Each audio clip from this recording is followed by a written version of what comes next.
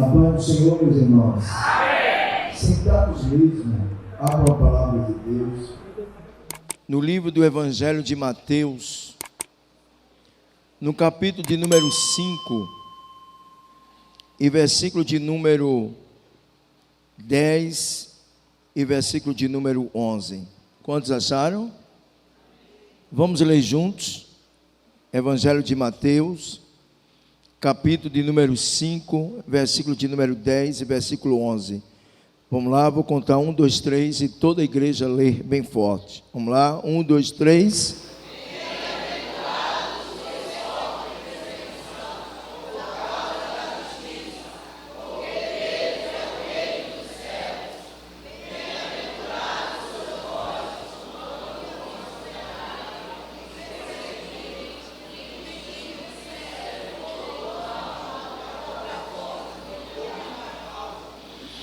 Versículo de número 12, agora toda a igreja bem forte, vamos lá.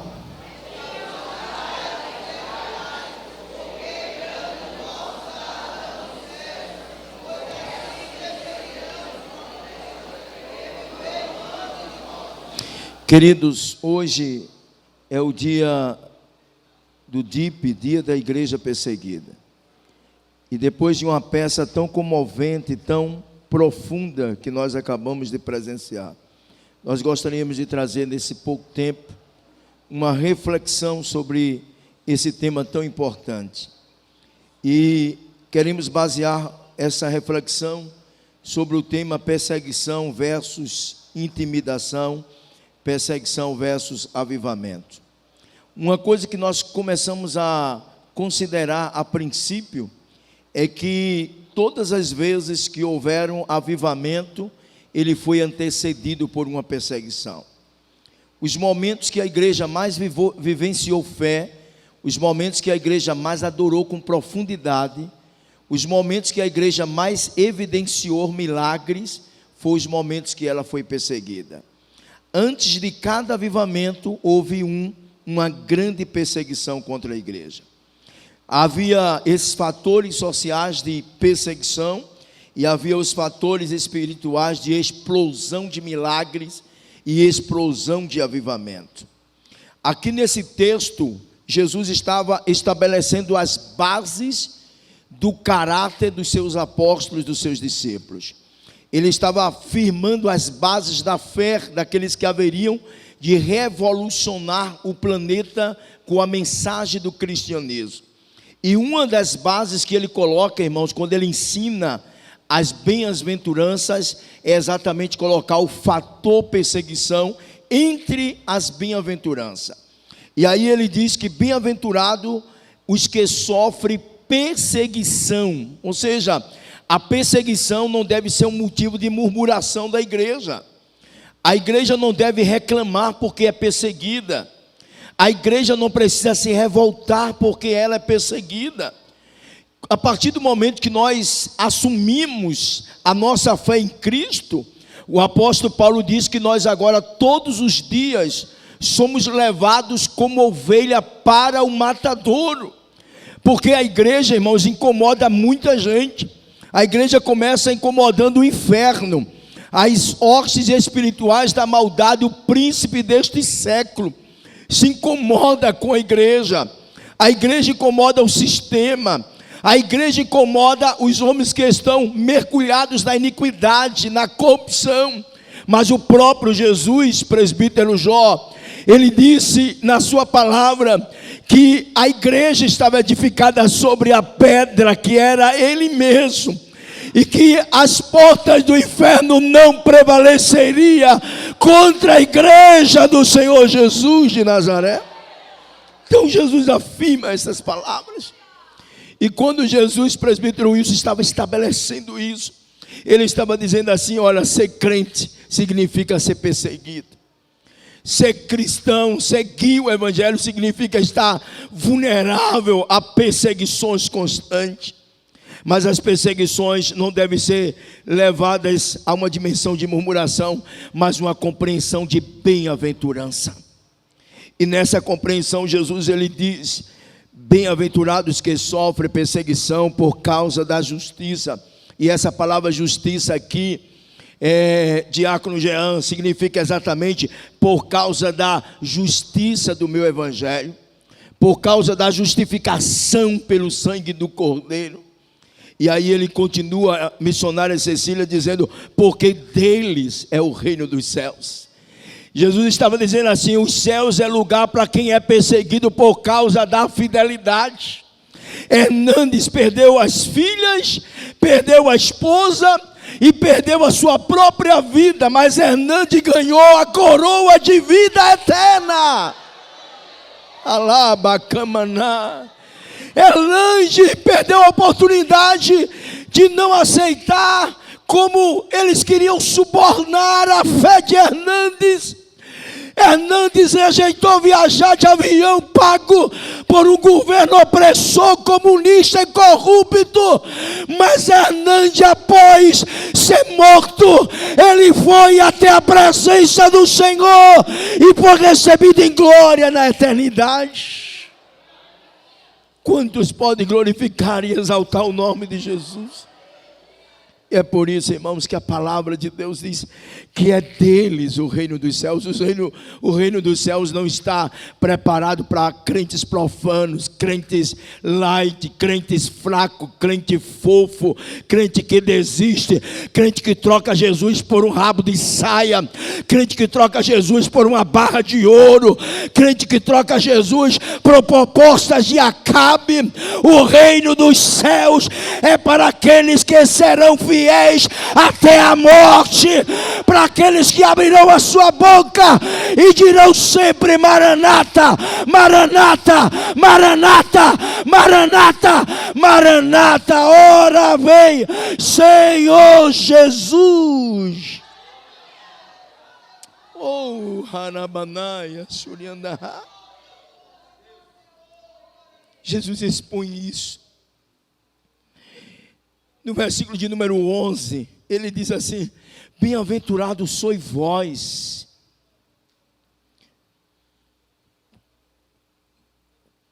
quando vos injuriarem, olha, e me perseguirem, e mentindo disserem todo mal contra vós, por causa do meu nome, disse Jesus.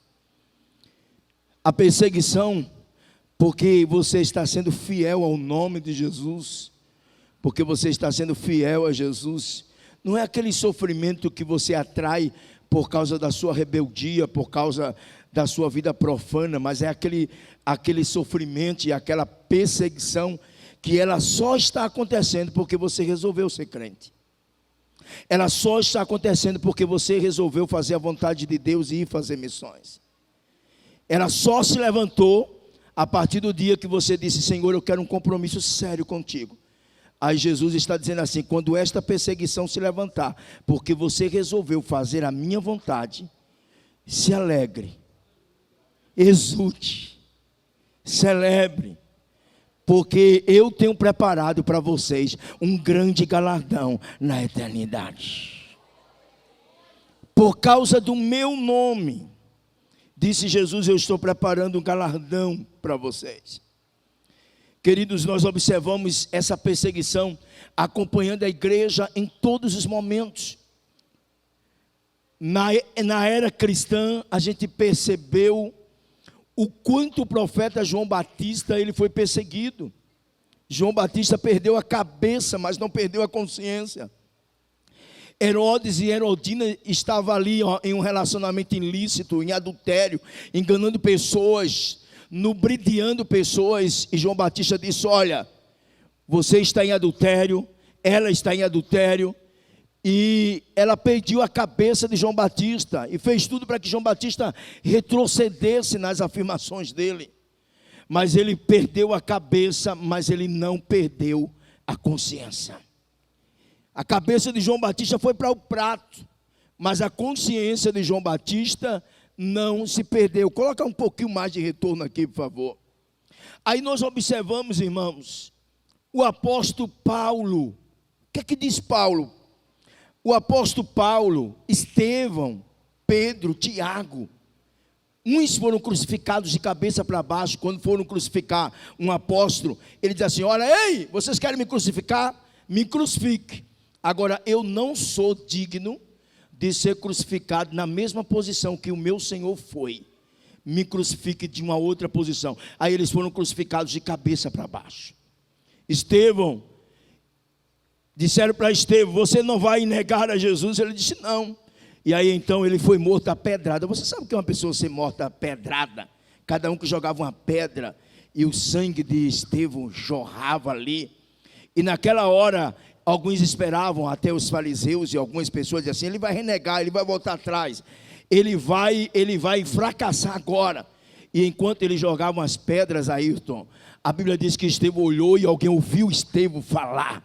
Ele diz: olha, eis que agora acabei de ver os céus abertos, e os meus olhos viram o Filho do Homem, e os anjos subiam e desciam e diziam: Santo, Santo, Santo é o Senhor dos exércitos.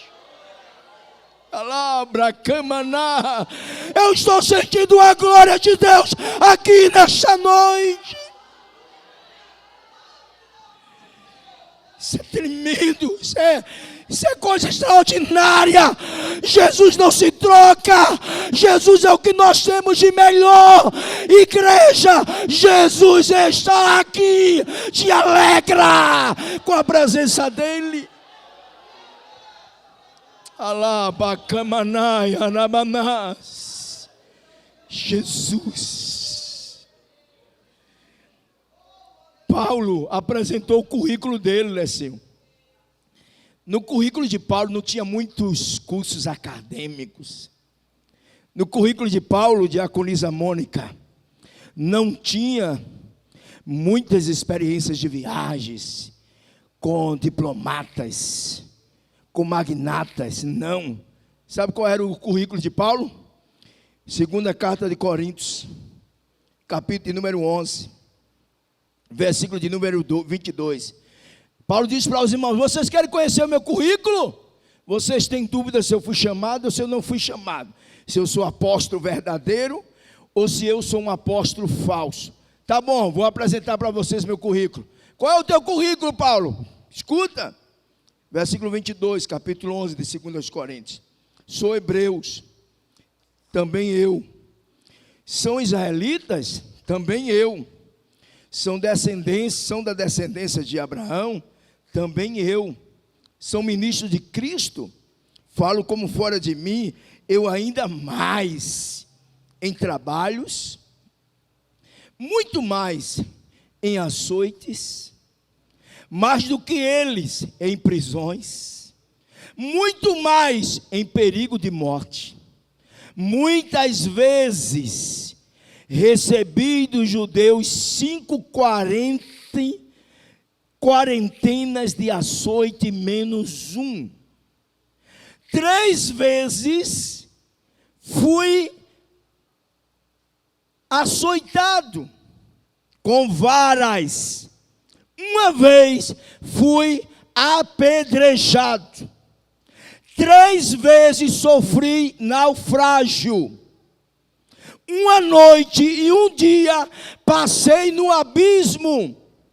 Em viagens, muitas vezes, em perigo de rios, em perigos de salteadores, em perigo dos da minha nação, em perigo dos gentios, em perigos na cidade, em perigos no deserto, em perigos no mar, em perigos entre os falsos irmãos, em trabalhos e fadiga, em vigílias, muitas vezes em fome e sede, em jejum, muitas vezes em frio e nudez. Além das coisas exteriores, me oprime cada dia o cuidado de todas as igrejas, que enfraquece e que eu também não enfraqueça. Quem se escandaliza que eu não me abrase? Se convém me gloriar-me, gloriar-me-ei no que diz respeito à minha fraqueza. O Deus e Pai de nosso Senhor Jesus Cristo, que é eternamente bendito, sabe que não minto. Quem pode glorificar o nome do Senhor Jesus? Ei, está aí o currículo de Paulo. Paulo não diz assim: eu recebi um diploma de reconhecimento, eu recebi um título, eu recebi uma moção de aplauso. Paulo diz assim: eu só recebi sofrimento, perseguições, perigos. Mas ele disse assim: mas eu sei em quem tenho crido, que é fiel para guardar o meu tesouro até o dia final. Aleluia.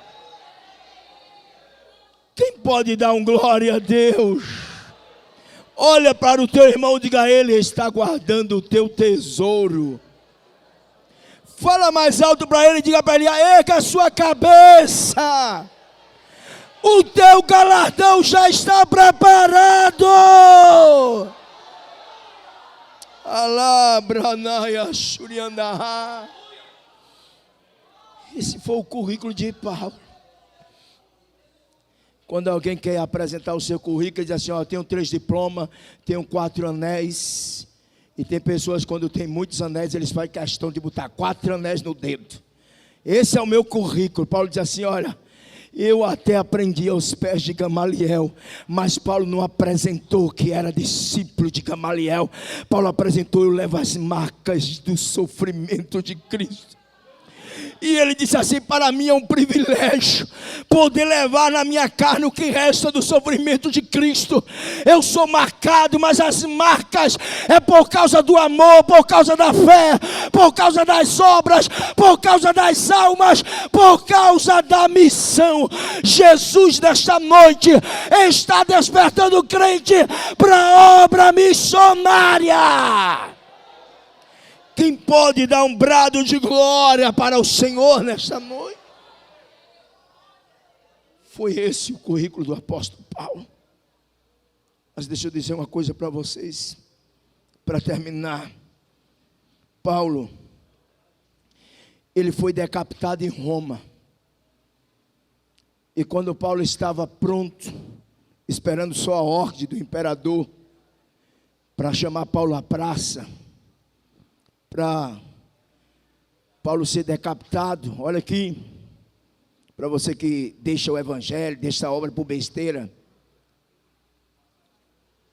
Paulo, ele diz para Timóteo: Timóteo, chegou a minha hora, e eu vou ao encontro do Império Romano para ser decapitado, como a oferta de libação elevada ao altar.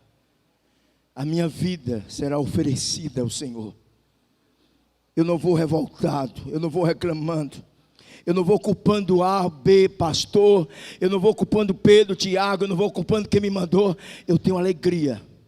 E se a minha missão foi entregar a minha vida completamente e hoje ser morto, decapitado por causa do evangelho, isso para mim é um grande privilégio. O apóstolo Paulo, ele diz isso. Século I, olha aqui para mim, para a gente terminar. A perseguição através do Império Romano foi terrível. Quem já ouviu falar nos coliseus? Você sabe o que eram os coliseus? Se convocava os romanos e eles entravam num estádio muito grande e soltavam-se os piores e famintos animais e pegavam os cristãos para colocar naquele coliseu. E os cristãos, eles eram os mortos. As feras comiam as orelhas, comiam os olhos, comiam as pernas. E os romanos ficavam na arquibancada dizendo: a Nero, ao Império Romano, a vergonha do cristianismo. E eles zombavam. E os cristãos eram colocados como diversão. A morte dos cristãos era um motivo de diversão nos coliseus romanos. Os cristãos foram colocados como rações para animais selvagens. No século III, Constantino se converte ao evangelho. E ele então para a perseguição contra os crentes. E aí então o imperador que sucedeu Constantino, o imperador Teodósio, ele oficializa o cristianismo como a religião oficial do império.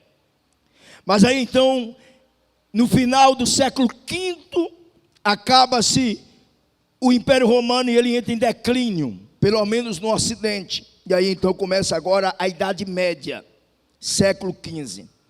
A igreja agora assumia o governo mundial, mas ela se desvia, perde a sua essência, perde a sua missão. Ela deixa de ser igreja para ser braço estatal do Estado. E aí então, no século XV, acontece o que nós conhecemos como a Reforma Protestante.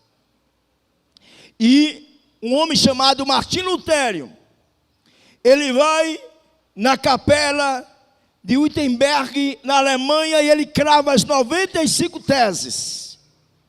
E aí então ele declara a Reforma Protestante. E ele diz: mas o justo viverá da fé. O Papa Leão X convoca Martinho Lutero para ir a Roma e disse: esse caba não vai dividir o mundo em dois cristianismos. Ele vai ter que renegar essas 95 teses que ele cravou na capela na Alemanha.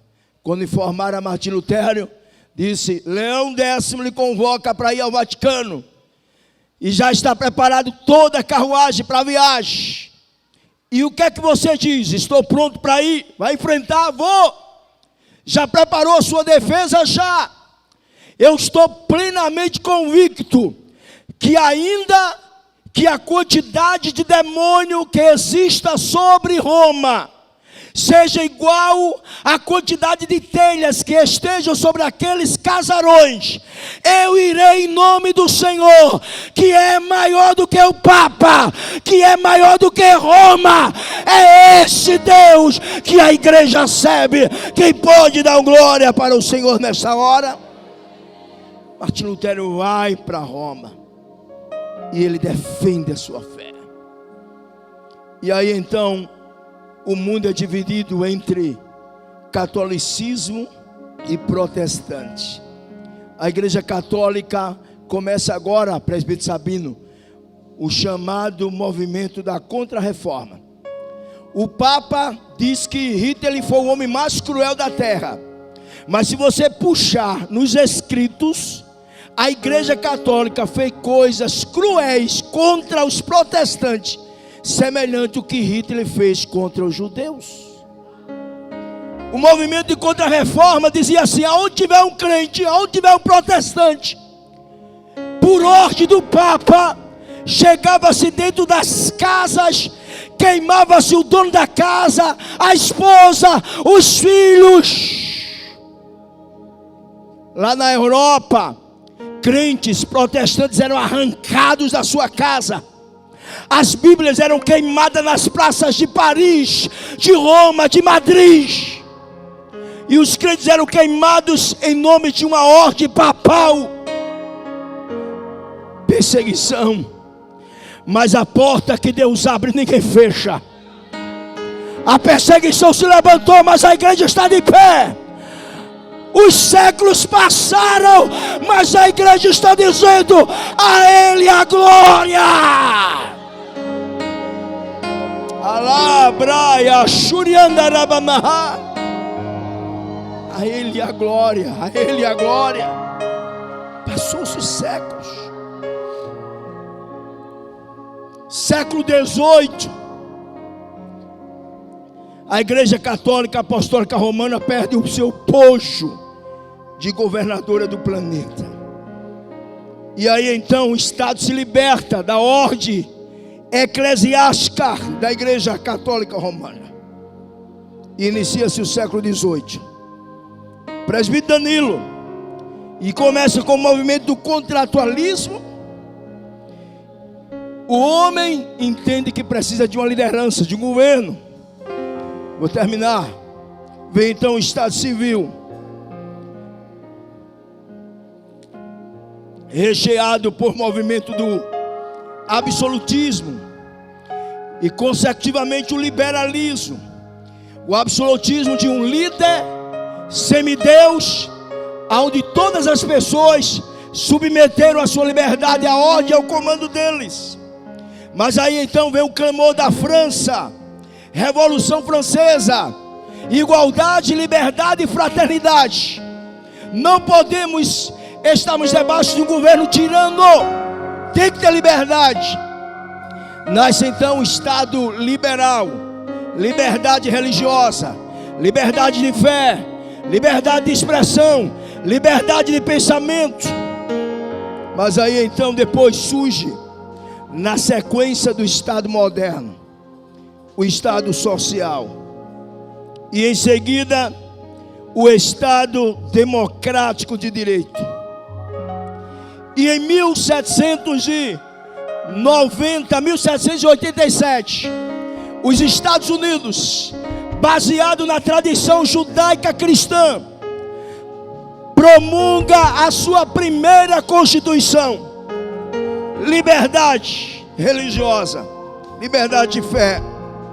1791, todos os 13 estados norte-americanos aderem a esta Constituição. 1791, a França estabelece, promulga a sua Constituição. E aí então, através do movimento constitucionalismo, se amplia a liberdade religiosa, a liberdade de pregação. Mas aí surgem movimentos como o comunismo. O comunismo. O comunismo que invadiu a União Soviética. O comunismo que acabou com a Venezuela. O comunismo que faz da China um país insensível, sem empatia, miserável e opressor dos crentes, dos cristianismos. O muro de Berlim cai, mas o comunismo devorou milhares de cristãos. Porque eles dizem que a fé e a religião é impedimento para eles estabelecerem seu sistema de forma plena. Como Hernandes falou, nós estamos prontos para desobedecer aos homens, se é necessário, para permanecer obedecendo aquele que é o Rei dos Reis.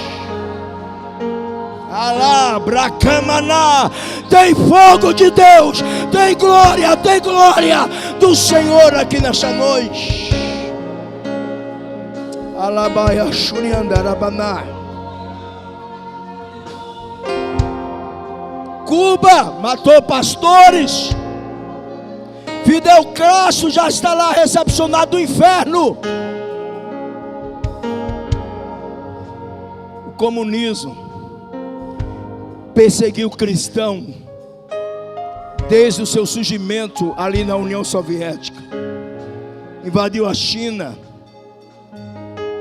fragmentou a Alemanha, levantou o muro de Berlim, acabou com a Venezuela.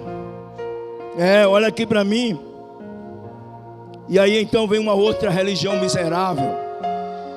Olha aqui que eu vou concluir, mas deixa eu concluir aqui essa mensagem. Essa religião chamada é o islamismo. E o islamismo vivencia a mesma competição lá de trás, de Isaac e de Ismael. O negócio é acabar com qualquer ramificação de religião que tenha Jesus como tronco. E aí então o islamismo é um outro devorador da fé cristã. Até porque o islamismo não é só uma religião. O islamismo é um estado civil. Ali eles misturam normativas religiosas com normativas civis. E ensinam as pessoas a se suicidarem em nome de uma fé. E não colocar as suas vidas em risco por causa de uma fé, que é diferente de suicídio proposital, intervindo sobre a sua própria vida. Mas a igreja permanece viva. Cadê a igreja viva? Cadê a igreja viva? Cadê a igreja viva? Dá 3 glórias para Jesus, igreja. Tá fraco? Dá 3 glórias para Jesus, igreja. Glória! Camanaia, Narabanaha.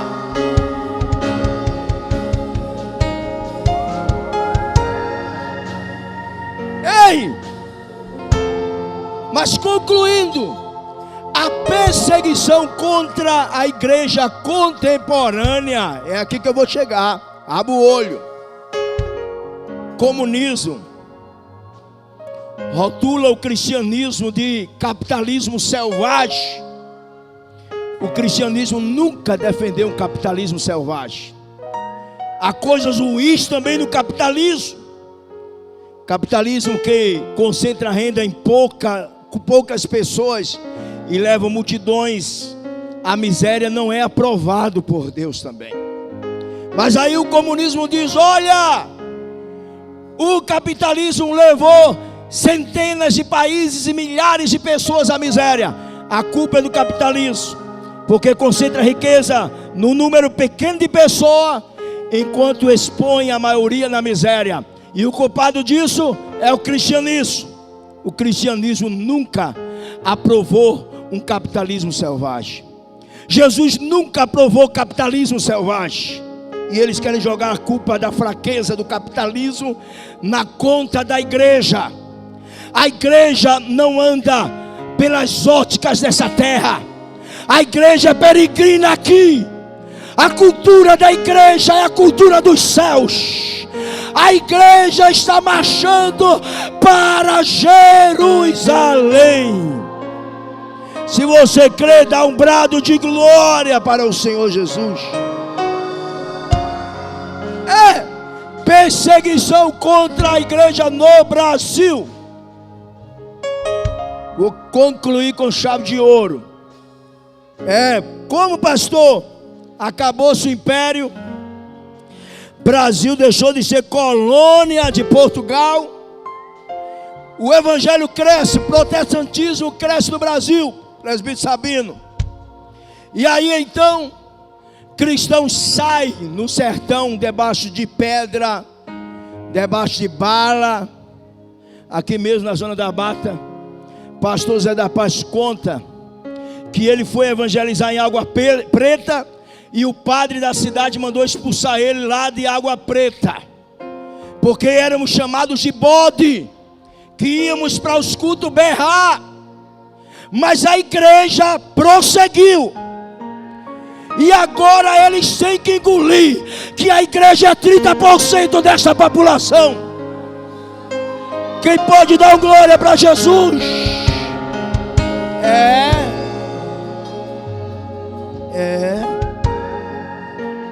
E agora, o que é que a igreja está sofrendo? Primeiro, perseguição judiciária.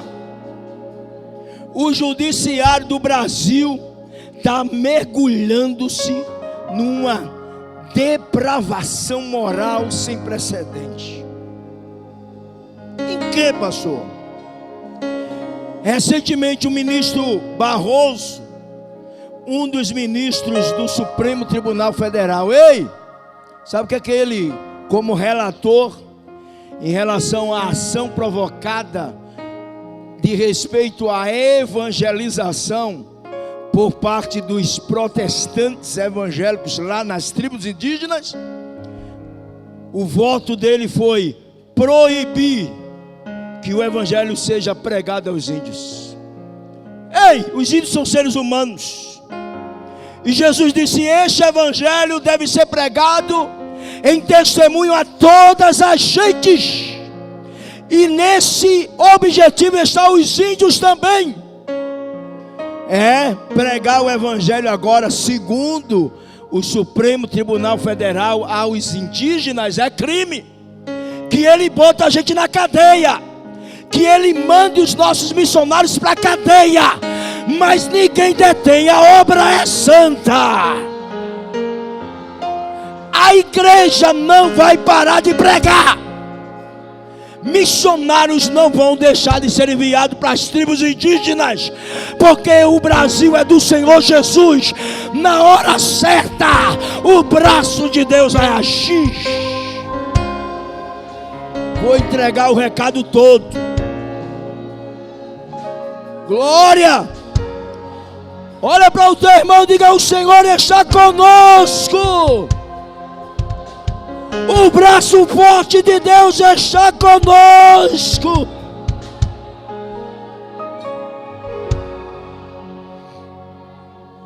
Nas universidades, qualquer exposição acadêmica de um conteúdo que você for utilizar princípios do cristianismo como argumento de defesa ou de acusação, é coisa de religião.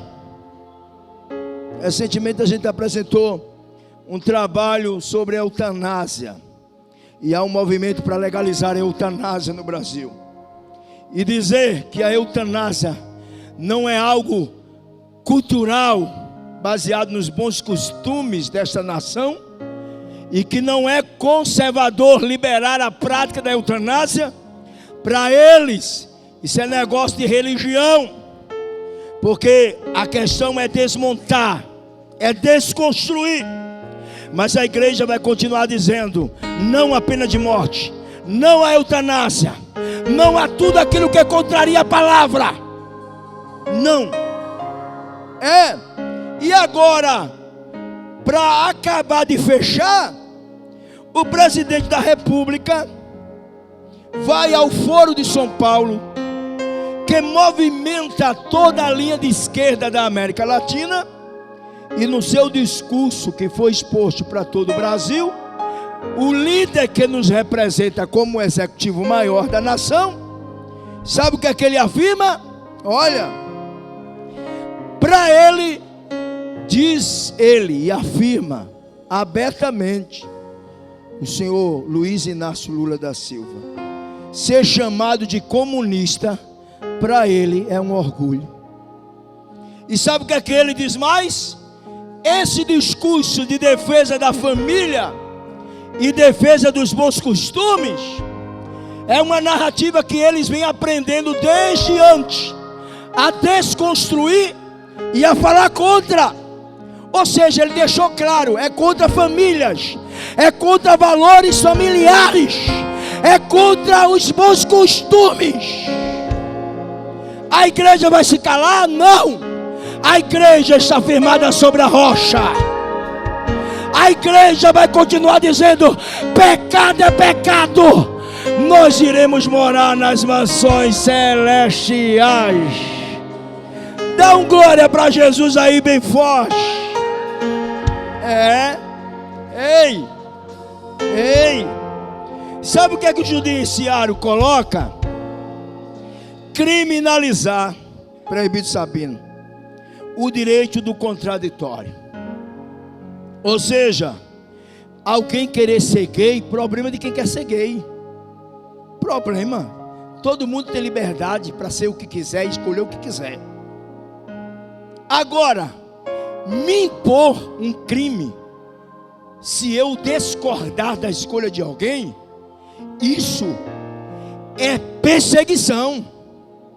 Tapar minha boca para não poder mais dizer que o homossexualismo é pecado, e se não se arrepender vai para o inferno, e me dizer que se eu falar isso eu estou cometendo crime, isso não é justiça não, isso é perseguição. Mas sabe quando a igreja vai mudar o discurso dela? Nunca. As igrejas lá te vai, as igrejas do coite vai, mas a igreja fiel vai continuar marchando sobre a terra.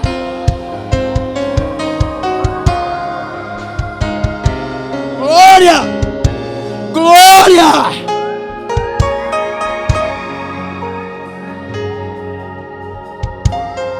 Ei, linguagem neutra, professores, eu nunca vi uma arbitrariedade tão grande como essa baboseira da linguagem neutra.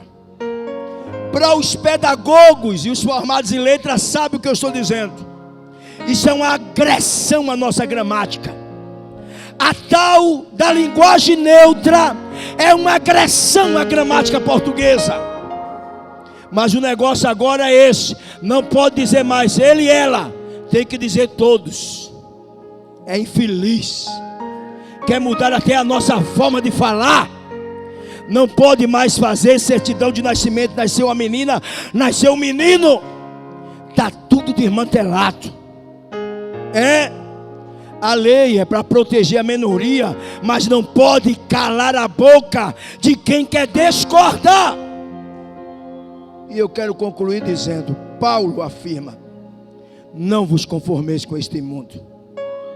Não vos conformeis com esse sistema. Continue, igreja, pregando. Continue evangelizando. Sabe por quê? Porque Paulo disse: não tenho a minha vida por preciosa, mas importa é cumprir a minha carreira e obedecer àquele que me chamou. Se quiserem algum dia me mandar para a cadeia, porque eu preguei a palavra, vocês vão orar por mim, eu vou estar lá na cadeia. Jesus manda um anjo lá. Ele é dono do ouro, da prata, de todas as coisas. Agora vai chegar o dia que só vai continuar pregando essas coisas pastor firme, viu? Porque calça frouxa vai tremer e vai mudar o discurso. Vai dizer: venha como está e continue como está. Venha gay e continue sendo gay, para agradar, porque não pode cometer crime. Ele vai para o inferno com esta lei e com essa ideologia, porque a igreja vai marchar para os céus. Fica de pé, igreja.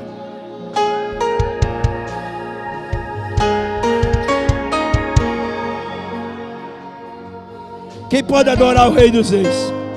Passou da hora, o dia todo chovendo, teve escola dominical, primeiro culto, muita gente já foi embora, mas a igreja que ficou está na presença do Rei.